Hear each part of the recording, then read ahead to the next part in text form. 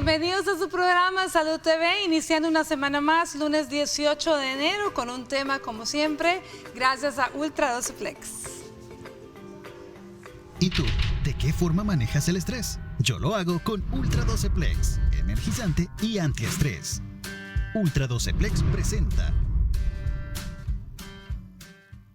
Este día estaremos hablando de ese compromiso que todos adquirimos siempre a principios de año, que queremos bajar de peso, queremos controlar el peso. Pues ese es el tema del día de hoy, control de peso. Veamos la cápsula y luego les cuento con quién estaremos aprendiendo el día de hoy. ¿Y tú? ¿De qué forma manejas el estrés? Yo lo hago con Ultra 12 Plex, energizante y antiestrés. Ultra 12 Plex presentó.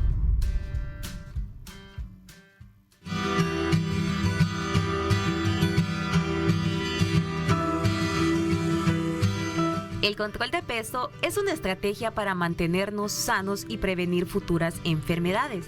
Se aplica de manera habitual en personas que ya sufren algún tipo de malestar crónico. Sin embargo, sobre todo, se realiza en individuos que necesitan adelgazar o ganar peso, en etapas de crecimiento y en casos de trastornos alimenticios. Alcanzar un peso saludable puede ayudar a controlar el colesterol, la presión arterial y el azúcar en sangre. También puede ayudar a prevenir enfermedades relacionadas con esto, como problemas cardíacos, diabetes, artritis y algunos tipos de cánceres. Los controles de peso y el peso ideal van asociados casi siempre a la tendencia de adelgazar que impone la sociedad actual. No obstante, para calcularlo se realiza aplicando la fórmula del índice de masa corporal. También es útil para valorar y controlar el crecimiento en la etapa infantil. Además, también se indica realizarlo en casos de trastornos alimenticios, como la anorexia o la bulimia. Si desea conocer más sobre el control de peso, lo invitamos a que siga en sintonía de su programa Salud TV. Hoy nuestros expertos abordarán el tema. Acompáñenos.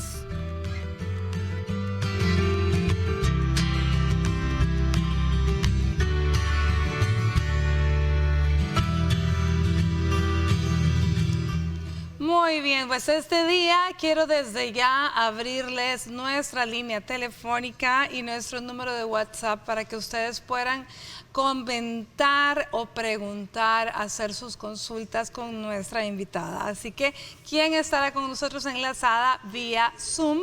Ella es la licenciada Sandra Serpas, nutricionista. ¿Cómo está, licenciada? Mucho gusto, muchas gracias por la invitación. Muy contenta de estar aquí en esta tarde compartiendo acerca de esta temática que le interesa pues a muchas personas y sobre todo en inicio de año. Definitivamente, yo no sé, somos clásicamente los seres humanos, tenemos la tendencia a querer comenzar todo o en día lunes, o a principio de mes, o a principio de año, y típicamente siempre está entre los propósitos del próximo año, en esta ocasión, o bajar de peso o controlar el peso, porque definitivamente es un problema para la salud. Es bien importante recordar a la gente cuáles son las razones por las cuales, puntos exactos, por qué es importante controlar el peso, licenciada.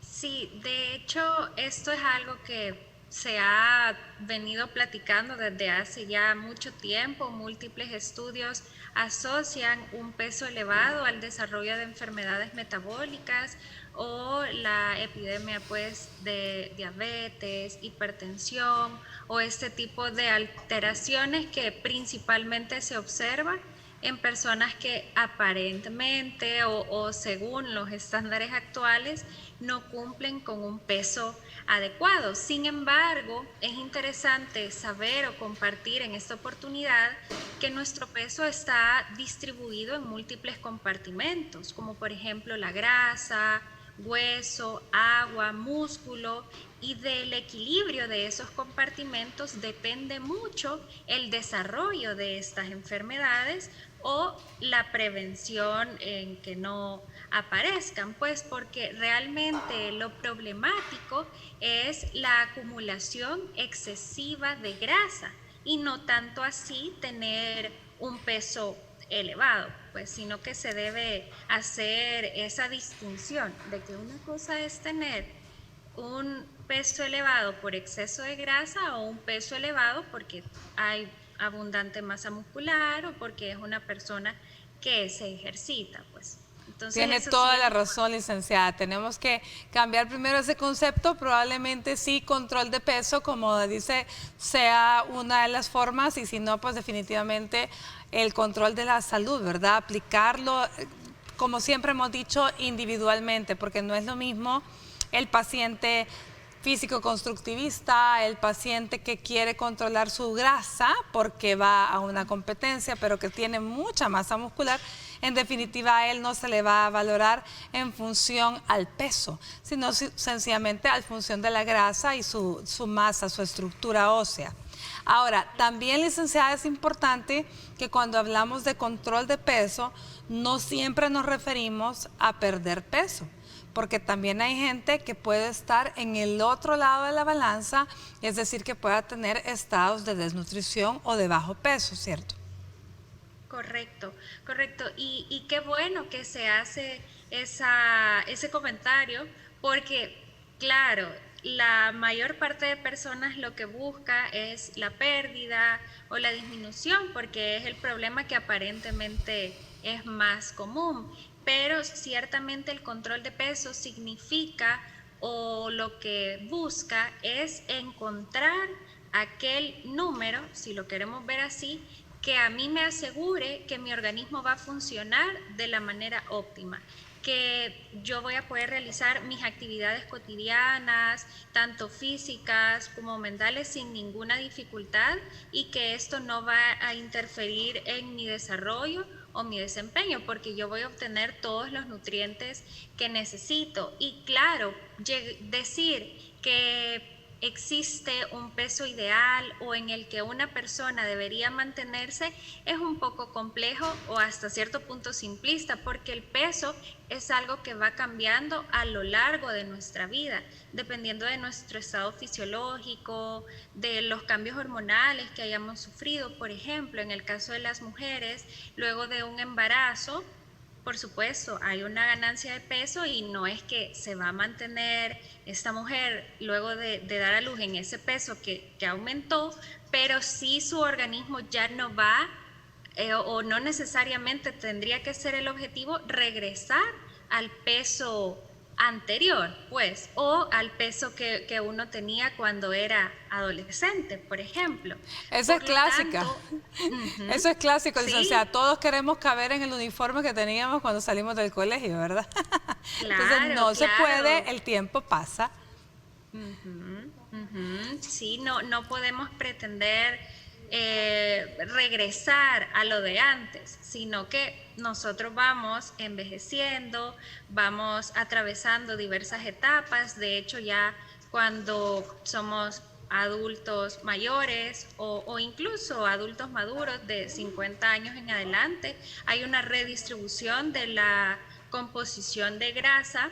Entonces, por ello resulta un poco más complejo llegar a mantener un peso estable. Claro, no me refiero a estar oscilando de que aumentó 20 libras, reduzco 15 libras, no son esas variaciones tan drásticas, pero sí, por ejemplo, estar oscilando entre unas 5 libras, más o menos, y que eso no sea difícil, porque hay otro término que significa el peso genéticamente saludable, que es en el que nuestro organismo no lucha por perder o aumentar, sino que es muy fácil de mantener.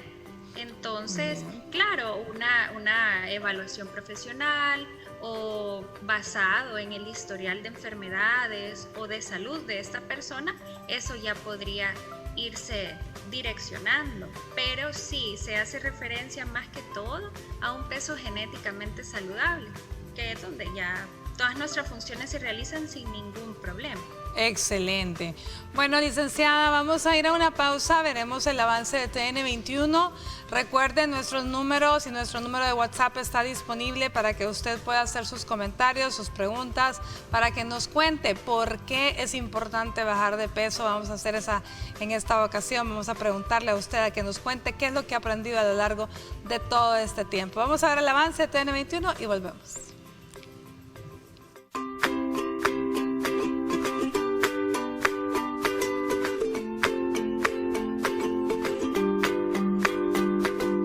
Estás viendo Salud TV.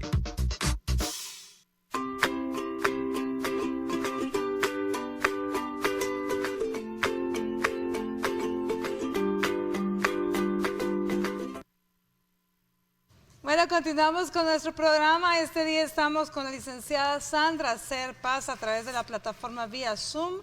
Estamos hablando sobre el control de peso.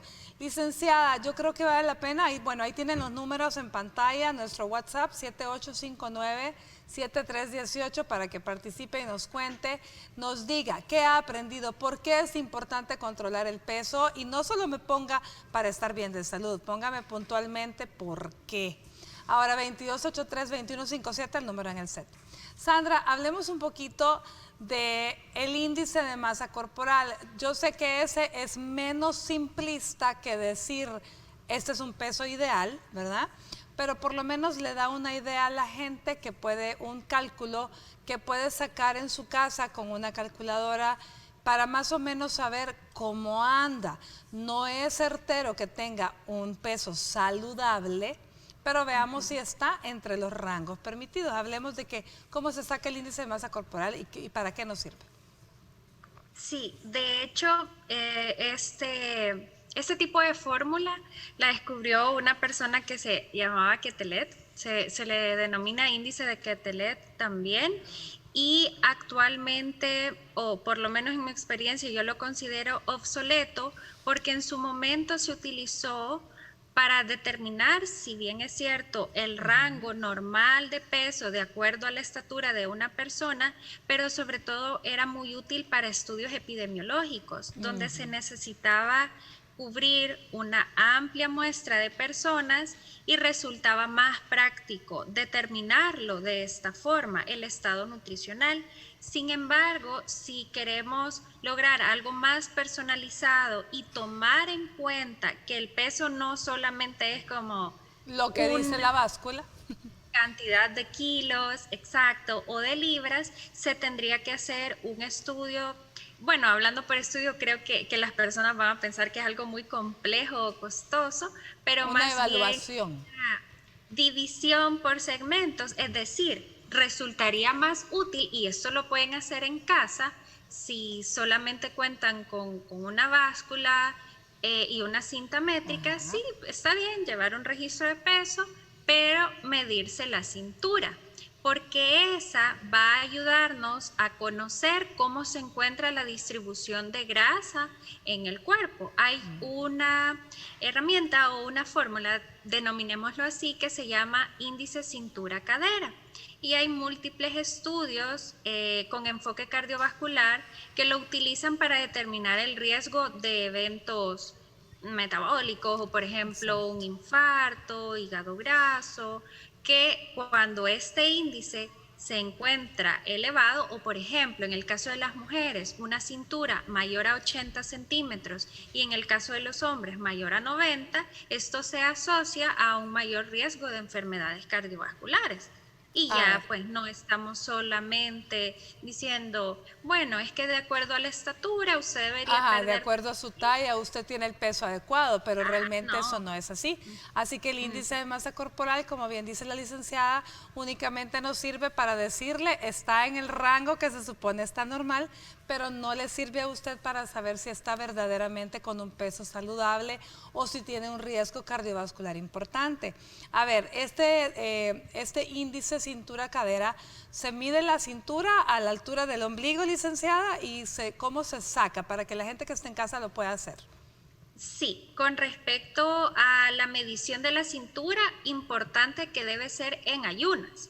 porque después de comer nosotros ya pues el reservorio, que es el estómago, aumenta un poquito esa medición y puede haber un sesgo en el dato. He tenido pues personas con las que he tratado, pacientes, que si por ejemplo yo les hubiese solicitado la cintura y no corroborábamos que era en ayunas, a veces incluso hay variaciones de 2 o 3 centímetros y eso ya a mí me diría como está en mayor o menor riesgo, pues entonces debe tomarse en ayunas. Y lo otro, licenciada, también que valdría la pena es que se tiene que tomar en forma honesta, no al llegue, o sea, realmente al llegue la cinta a nivel del ombligo y no metiendo la pancita, ¿no? Porque entonces también hacemos un poco de trampa, eso es importante también.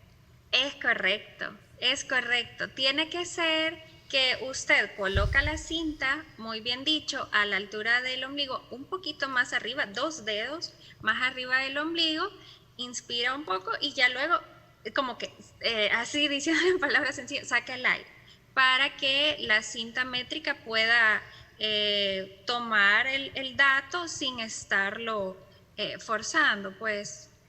Y sin, Sí, y sin apretar mucho, sino que sencillamente hasta donde llega, ¿verdad? De frente, no es a traslapar la cinta. Ahora, en relación a la cadera, lo mismo, ¿verdad? A nivel de que a la mitad del glúteo para tener una, o de que los huesitos de las crestas.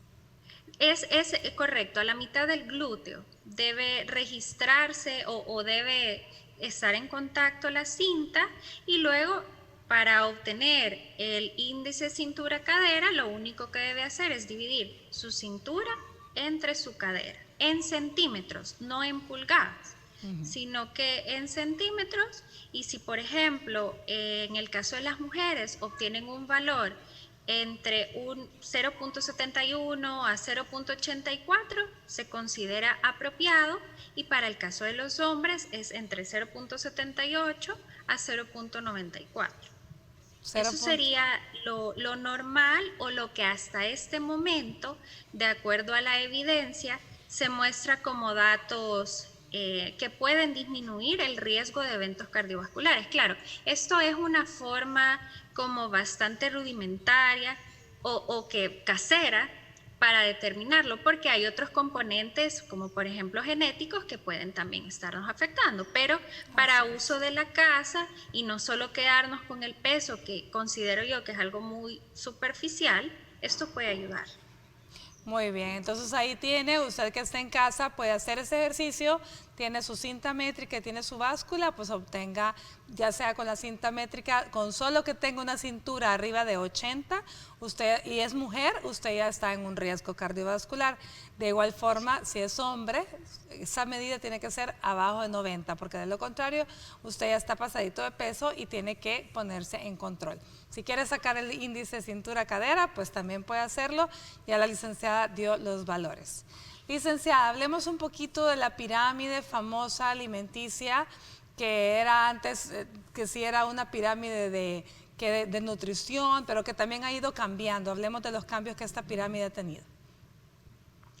Sí, como a lo largo de los años tenemos mayor acceso a tecnología, se ha renovado algunas teorías que se tenían. De hecho, hace un par de años se creía que particularmente las grasas como tal o estos alimentos que nos proporcionan este nutriente eran las culpables de todas estas enfermedades que estamos pues ahora en el siglo XXI viviendo, pero se ha pues ya casi que abolido esa concepción y ahora quien está a la cabeza de ese tipo de alteraciones son los azúcares. Entonces, por lo tanto, las recomendaciones nutricionales o que esta infografía pretende darnos debe actualizarse. Es una forma bastante práctica de agrupar los alimentos en una frecuencia de mayor a menor consumo. Es decir, los que están en la cúspide son los que nosotros deberíamos consumir con un poco más de espacio o tal vez una vez a la semana o una vez cada 2 veces al mes, por ejemplo, y los que están en la base son los que deberían formar parte de nuestra dieta diaria. Esto es algo redundante incluso porque dieta, ya que también tenemos el espacio, es lo que nosotros comemos y bebemos todos los días, independientemente lo sea que bueno o malo. esto sea, pues no es la palabra que usualmente se utiliza como sinónimo de restricción o prohibición, sino que es parte de nuestro patrón diario de comidas. Esto significa dieta. Entonces, lo que la pirámide quiere hacer o quiere mostrarnos es la frecuencia en la que nosotros deberíamos incluir ciertos alimentos en nuestra dieta. Esa es como una forma, como les digo, muy práctica y muy amigable porque está ilustrada, es de fácil comprensión, pero también existen otras maneras de nosotros poder explicar cómo deberíamos, por ejemplo, distribuir nuestro plato, que es el que dividimos a la mitad por una línea imaginaria. Esta debería estar representada por vegetales o frutas que son alimentos mínimamente procesados o muy naturales. Luego, la otra mitad dividimos un cuarto para que incluyamos algunas proteínas, sobre todo proteínas blancas o incluso de origen vegetal, ya que al momento de digerirlas son más nobles que las de origen animal. Y por último, que también abramos el espacio o que exista la fracción de los carbohidratos y un circulito para las grasas. Esa sería también una forma de que nosotros podamos visualizar nuestro de qué plato. manera podríamos equilibrar. Balancear un plato. Qué bonito, licenciada. Vamos a ir a una pausa, pero al regresar continuamos hablando de esto, cada uno de estos componentes. Vamos a ir conociendo qué son los carbohidratos, vamos a ir hablando un poco de los simples, los complejos, los buenos, los malos, etcétera, las grasas buenas, grasas malas, para que la gente pueda ir aprendiendo un poco más cada día. Pero en la sección Peace and Yoga de todos los lunes, Lianik Borlaska nos trae consejos para relajarnos y poder edificar nuestro cuerpo a través del yoga. Veamos.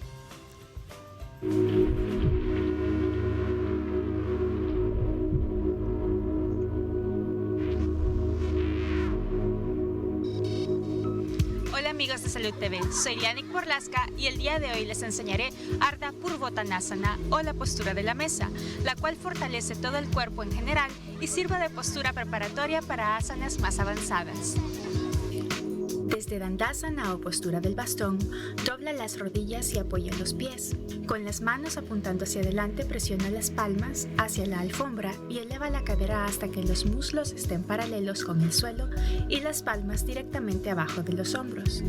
Mantén las rodillas a 90 grados y los dedos del pie alineados hacia adelante. Puedes usar un bloque de yoga entre los muslos para asegurarte que las piernas están correctamente alineadas. Mira hacia el cielo y relaja la nuca. Sostén la postura de 5 a 8 respiraciones. Para salir de la pose, baja la cadera cuidadosamente hasta apoyarla de nuevo en la alfombra y regresa a la postura del bastón. Ardha Purvottanasana fortalece los hombros, brazos y muñecas, al mismo tiempo que promueve la salud en los pulmones. Además, fortalece el abdomen y libera el estrés. Estimula el chakra corazón, que está asociado con el amor, la conciencia y la creatividad. Mejora el flujo de energía y el bienestar mental y físico. Al practicar esta o cualquier otra asana, siempre hazlo bajo la supervisión de un profesional certificado que te ayude a adaptarla a tus propias capacidades. Para Salud TV soy Lianik Borlaska y esto es Peace and Yoga. Namaste.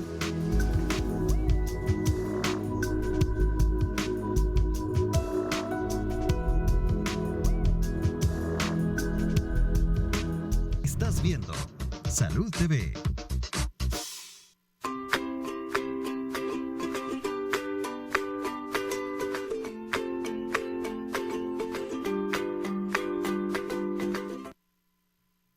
Muy buen provecho a usted que está almorzando. Gracias por permitirnos estar ahí acompañándole este día, aprendiendo y hablando sobre el control de peso. Estamos con la licenciada Sandra Serpa, nutricionista, a través de nuestra plataforma vía Zoom. Bueno, licenciada, habíamos hablado un poquito del plato saludable dividido en 3, una mitad, 2/4, ¿verdad? Con su proteína, su carbohidrato y la otra parte de vegetales y frutas. Y un circulito para grasas, nos dijo. Ahora bien, Sí.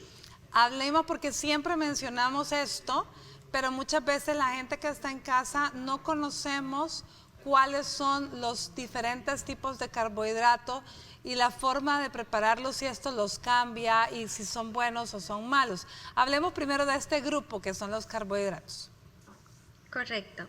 En este caso, debido a nuestra cultura alimentaria, a las condiciones climáticas de nuestro país, por ejemplo, o más bien a la producción actual, tenemos una gran variedad de carbohidratos disponibles para el consumo. En este grupo se incluye tortilla, arroz, frijoles, papa, yuca, camote, y que de hecho estos últimos en ocasiones tienden a confundirse o las personas considerarlo dentro de los vegetales, en el caso de las papas, pero debido a su composición en la que es más abundante el contenido de almidón, que el almidón es un carbohidrato complejo, por ello es que se incluye en este grupo.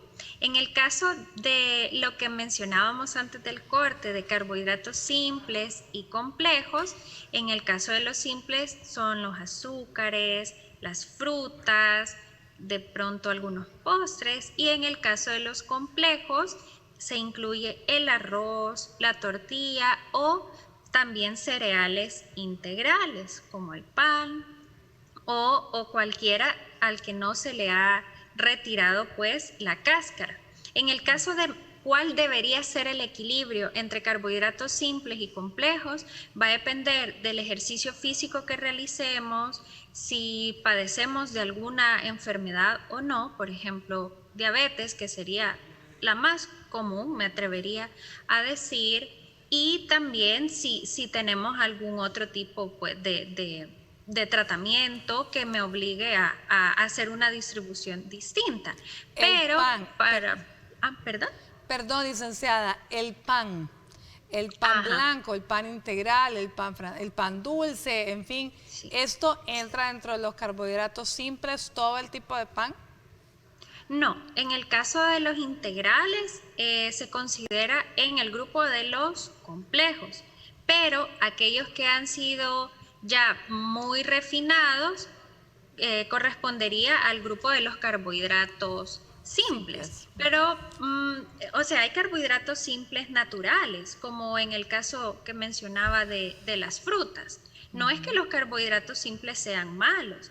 Lo que sucede es que su composición es más simple, pues al momento de ingresar a nuestro cuerpo se absorben con mayor rapidez, mientras que los carbohidratos complejos les toma un poquito más de tiempo porque, como la palabra lo dice, son más difíciles de digerir o tienen más estructuras que a nuestro organismo le toma más tiempo y por lo tanto no se absorben tan rápido.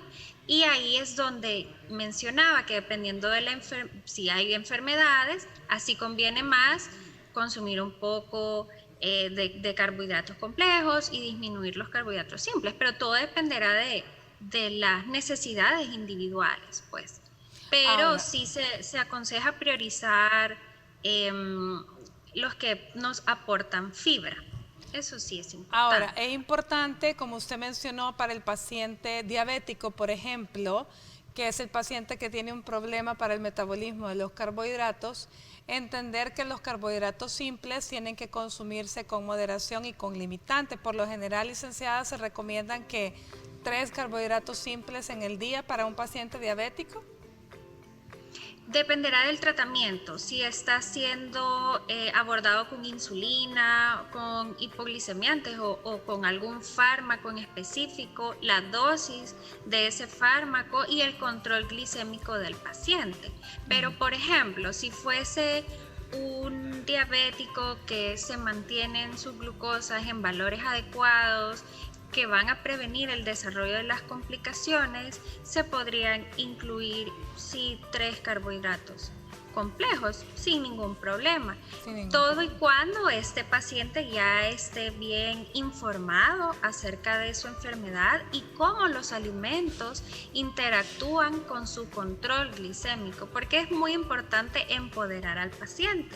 Es decir, se inicia con el tratamiento farmacológico, se evalúan cuáles son los resultados y así se van haciendo los ajustes con la alimentación sin sentir que se está eliminando algún alimento o que se está prohibiendo el consumo de alguno, porque eso podría generar rechazo, pues, o decir, no, pero es que mejor no voy a comer esto porque me hace daño o es malo para mí, cuando realmente el alimento no tiene la culpa, por así decirlo, sino que hay que encontrar la manera. La hojuela, perdón, licenciada, antes de irnos a corte, la hojuela de avena, la avena en sí, ¿es un cereal, es integral, va dentro de los carbohidratos complejos o simples? Sí, se incluye dentro de los carbohidratos complejos cuando es la hojuela entera, cuando no está molida. Muy bien. Bueno, vámonos a una pausa, pero en la siguiente nota quiero que escuchen, por favor, con mucha atención a la doctora Giovanna Petrocelli. Ella nos habla acerca, ella es pediatra, nos habla de la importancia de por qué los niños también tienen que tener un control adecuado de su peso. Ya volvemos.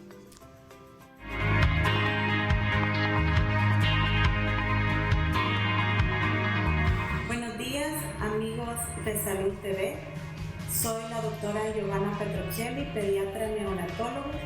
Este día vamos a tratar sobre la importancia que un niño lleve un adecuado peso para su edad. Esto es muy importante porque nos refleja dos cosas. Uno, que es un parámetro que de una manera indirecta da la idea al pediatra que el niño se está alimentando de una manera adecuada.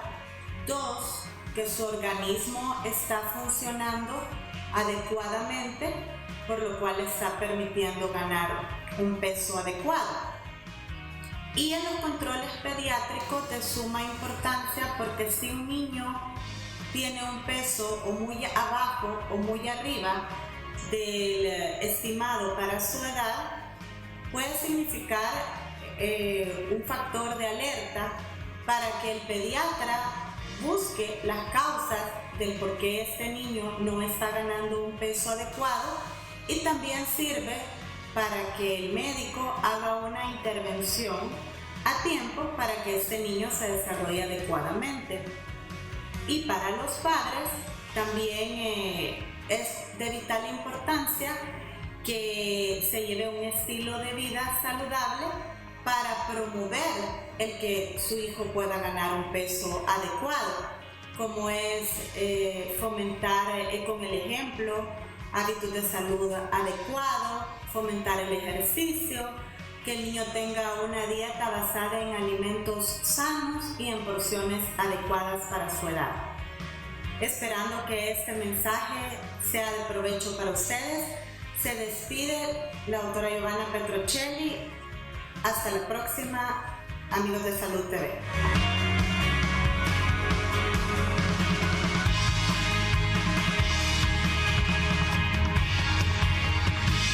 Estás viendo Salud TV.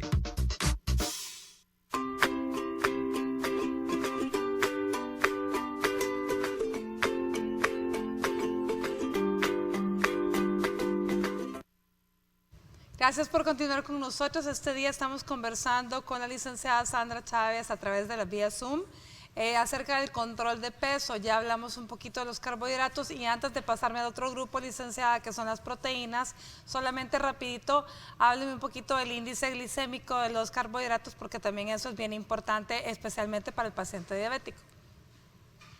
Sí, esta es una herramienta que suele utilizarse para recomendar o aconsejar qué tipo de frutas o qué tipo de carbohidratos podrían incluirse dentro de la dieta de la persona. Sin embargo, hay otro término que hace referencia a la carga glicémica, que es un poquito más específico en cuanto al contenido de azúcar de esos determinados alimentos, que podrían ayudar a determinar de cierta forma qué tan rápido se elevaría la glucosa después de consumir este alimento. Entonces se pueden evaluar estos dos aspectos, o se podrían incluir estas dos herramientas para mejorar las elecciones alimentarias de los pacientes. Pero insisto, lo ideal es, o más bien lo que se debe hacer, es individualizar cada caso e ir evaluando con qué alimento le va mejor el control y con qué otro pues sería más favorable no consumirlo frecuentemente. Como consejo general, yo lo que sugiero es que se incluyan frutas con cáscara, frutas de temporada pueden ser, y que no sean maduras. Eso sí, porque el proceso de maduración ya de forma natural, hay una reacción química que ocurre en el alimento que produce que se acumule mayor cantidad de azúcar. Entonces, por lo tanto, no sería tan aconsejable. Es de preferencia que sean frutas verdes o sazonas, claro, lavarlas bien, desinfectarlas para poder consumirlas con cáscara. Licenciada, tenemos una pregunta antes de pasar a hablar de las proteínas. A través de nuestro WhatsApp nos han hecho llegar la siguiente pregunta. Nos dice: buenas tardes, saluda Erika Cruz. Disculpe la pregunta, pero quisiera saber por qué no puedo bajar de peso. Al contrario, estoy subiendo, estoy en periodo de lactancia. ¿Qué puedo hacer? Estoy practicando el ayuno intermitente, pero eso me da más apetito.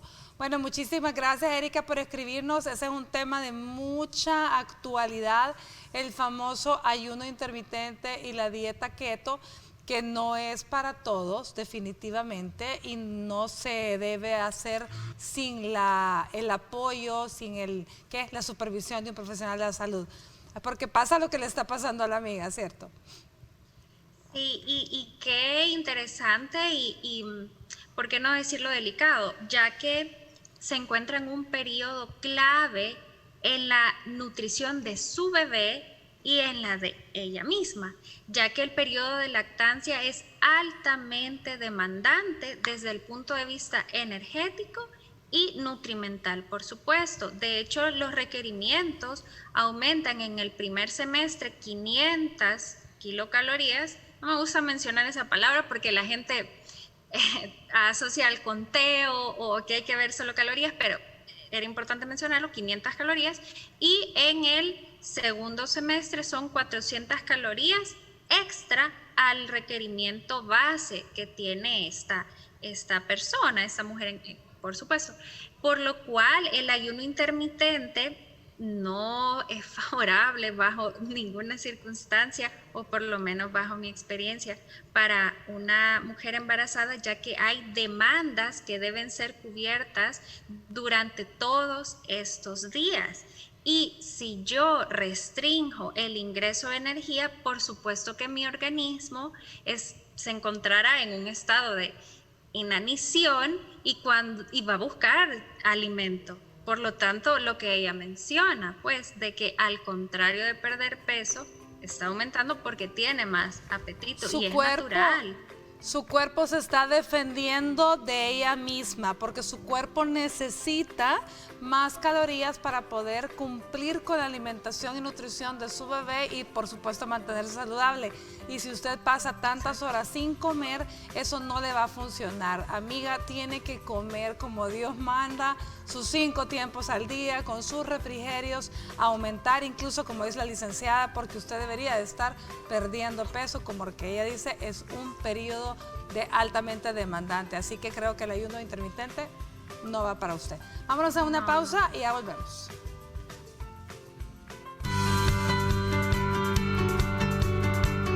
Si usted desea empezar un programa Para controlar el peso, debe consultar primero con un especialista para que evalúe su condición y posibles riesgos para la salud. Asimismo, antes de seguir cualquier plan de control de peso, es importante tener en cuenta que la motivación es esencial a la hora de iniciar un tratamiento nutricional, ya que de no tenerla, corre el riesgo de abandonar el proceso antes de ver los resultados. Además, no hay que olvidar que la pérdida de peso debe ser gradual y de forma definitiva, evitando grandes fluctuaciones. Esta, al ser mantenida en el tiempo, favorece la reducción de depósitos de grasa, limita la pérdida de proteínas y evita que la tasa metabólica basal baje. Finalmente, recuerde que la dieta debe ser equilibrada, sin causar carencias de micronutrientes, ya que pueden empeorar su estado de salud.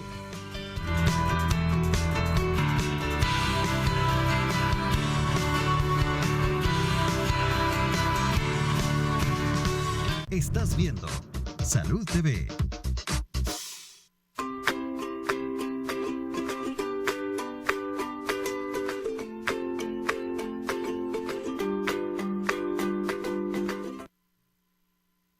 Continuamos con la licenciada Sandra Serpas vía Zoom, nutricionista, hablando del control de peso.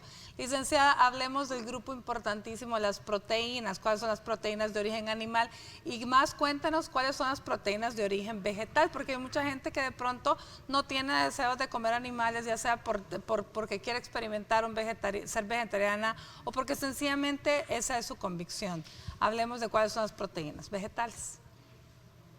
Sí, ese es para mí uno de los grupos más fundamentales, es decir, todos deben ser parte de nuestra alimentación y ser parte de nuestro plato, sobre todo cuando, gracias a Dios, nos encontramos en condiciones de salud y abriendo un paréntesis también, en el caso de la persona que nos contactaba, que está embarazada, el consumo de proteínas es fundamental para la recuperación y la cicatrización. Por ejemplo, no estaba embarazada, licenciada, estaba amamantando, o sea, tiene un bebé. En periodo de lactancia, correcto. Si su bebé fue por parto natural o tuvo cesárea, es fundamental que también priorice el consumo de proteínas para lograr restablecer pues toda esta revolución que se dio durante el periodo del embarazo, y lo ideal también es que ella esté en un control nutricional. Ahora, hablando acerca de las proteínas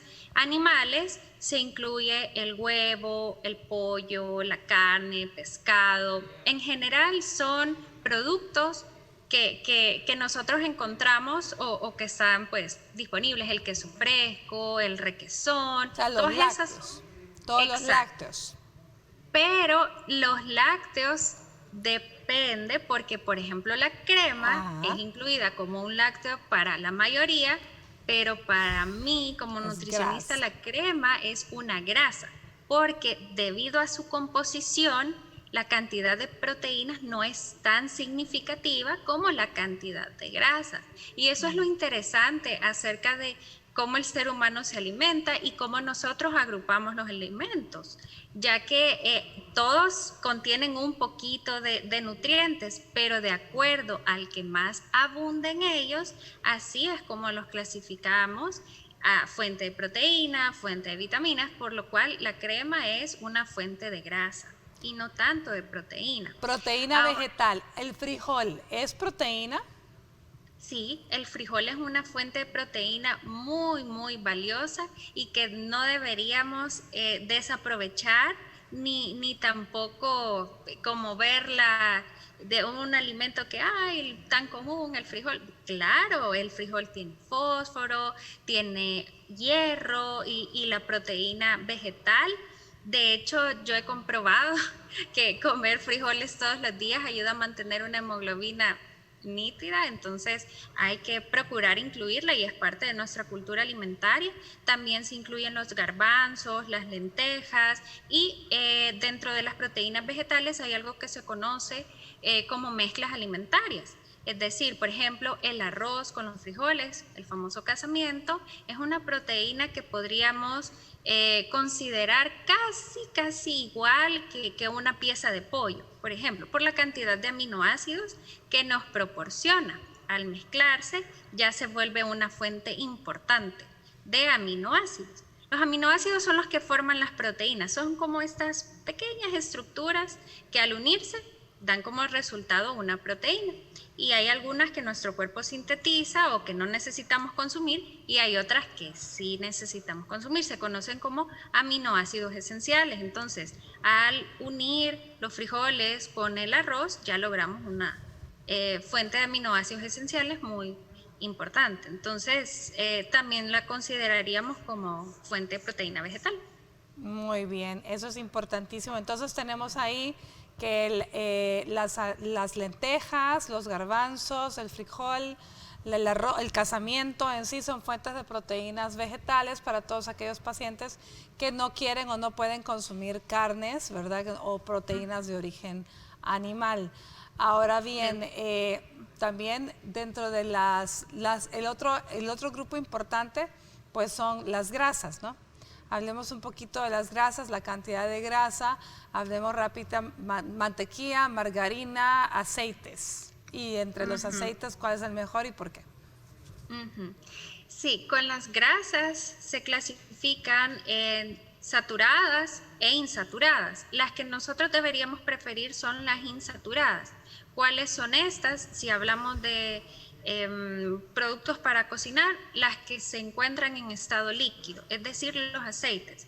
Las grasas sólidas, mantequillas, mantecas o similares, margarinas son saturadas, es decir, que sus enlaces están tan unidos que por eso son sólidas, y lastimosamente son las que se asocian a las capas de grasa en las arterias, se asocian a formar estas capas de grasa en las arterias, por lo cual resulta favorable priorizar el consumo de grasas insaturadas o en estado líquido. No es que voy a derretir la mantequilla y ya es estado líquido, sino que naturalmente en estado líquido.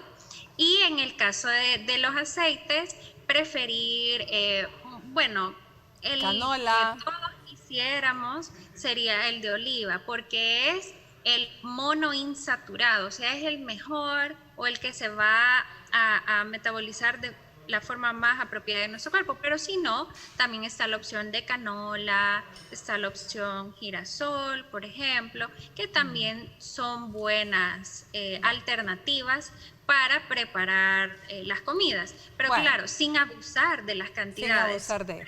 Licenciada, el tiempo se nos fue, definitivamente vamos a tener que continuar hablando en otras ocasiones acerca del tema, pero muchas gracias por habernos acompañado. Su mensaje final, chiquitito. Muchas gracias por la invitación, y pues que espero que logren comprender que la alimentación va más allá de solo ensaladas. Hay que incluir de todo un poco. La alimentación debe ser variada, equilibrada y en las cantidades que nuestro cuerpo necesita. No comer más ni menos, sino lo necesario. Y también no olvidar la actividad física, muy importante. Y el consumo de agua. Y el consumo de agua. Muchísimas gracias, licenciada. Ha sido un gusto estar con usted. Entonces, yo me despido de ustedes también. Gracias por su sintonía. Los dejo con Brenda Vázquez. El día de mañana volvemos con otro tema. Disfrute su lunes. Que tenga una excelente semana. Por favor, cuídese mucho y que Dios nos bendiga.